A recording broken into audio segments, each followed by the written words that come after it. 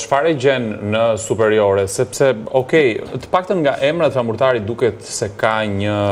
skuadër të mirë, me eksperiencë. Eksperienca është ajo që ndoshta ndonjëherë duhet më shumë kampionatin shqiptar.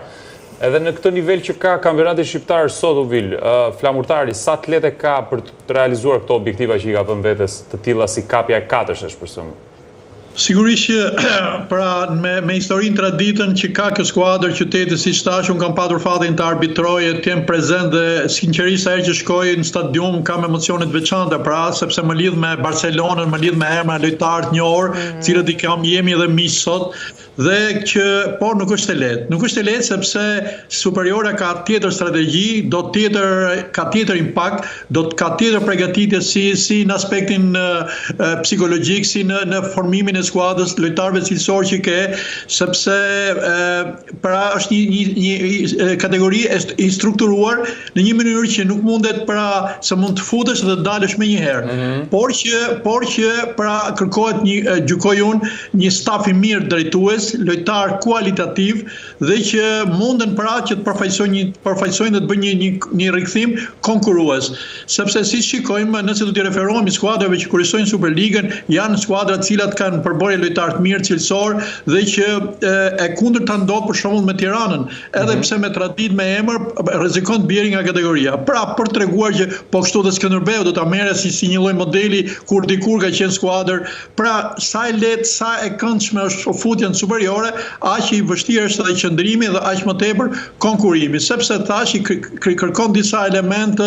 që në një farë mënyrë kategoria parë nuk i servir, se ka tjetër nivel, ka tjetër kualitet, ndërsa superiori aq më tepër nëse do të tentohet për katërshen kryesore, pretendohet që të kesh një golshënues, të kesh një mesfush të mirë, të kesh një portier të mirë, një staf drejtues teknik të mirë, sepse mos harrojmë që Flamurtari vjen pas një lëvizje stoli, pas një situate jo një farë mënyrë pozitive ose të mirë, sepse nga trajneri italian u largua dhe mori një trajner pra vendas, kërkohet një stabilitet në këto drejtimet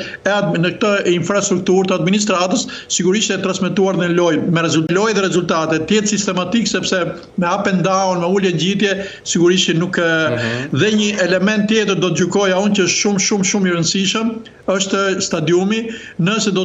të siç është diskutuar ribërja stadiumit të ri, sepse nuk mund vazhdohet dot më me atë infrastrukturë që ka i stadium, se më rikthen në vitet 70-80 kur pas një ndryshim ai qytet meriton një stadium tejet modern, sepse është një element shumë i rëndësishëm në zhvillimin e një ndeshje, në afrimin e spektatorit në kënaqësinë që jep, pra është një shumë i rëndësishëm dhe qytetar. Meritonte për shtat një qytet si Vlora,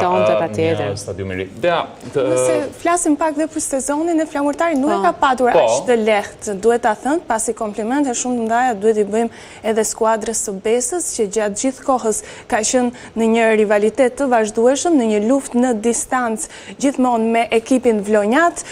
megjithatë 2 javë më parë, Kristi, madje edhe ajo humbja 2-0 e Flamurtarit ndaj Besës zbeu disi shpresat e vlonjatëve. Megjithatë,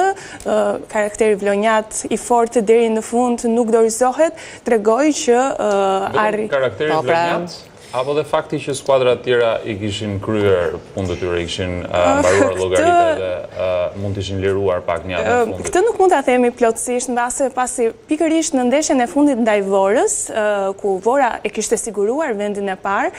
Vora luante në stadiumin e saj, pra me tifozët e saj, dhe atë ndeshje pritej që dhe të festonte me ta këtë arritje historike, pasi për herë të parë dhe Vora do të luajë në Super League, një klub 36 vite histori, arrin që për herë të parë të luajë në elit. Pra, edhe fitoria me Vlorën ishte shumë e rëndësishme, pasi do të ishte qershia mbytorit e gjithë festës së tyre. Por nga ana tjetër, nëse Flamurtari nuk fitonte. Nëse Flamurtari nuk fitonte, Besa nga ana tjetër po fitonte me Valbonën, kështu që do shkonte Besa.